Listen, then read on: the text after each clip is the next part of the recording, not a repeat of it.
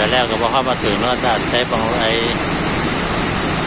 นี่ก็สองเดือนเป็ดตาวเนาะใช้บังไรอากาศดีนะมือท้องฟ้าแจ่มใสยอดนี่เราท่องเที่ยวเลยมั้ย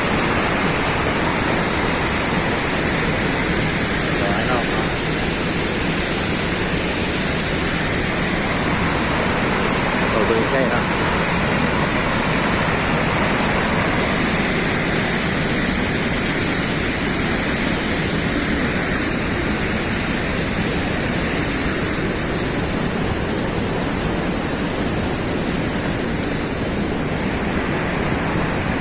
น่าสงสารอะไรพวกนี้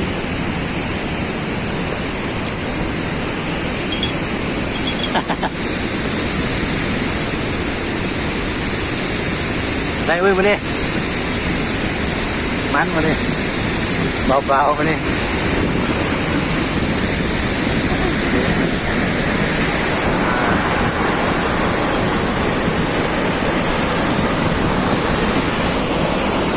ตัดสิ่งที่ชอบ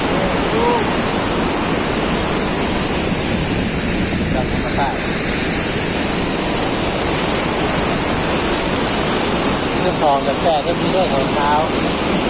ใช้ของไร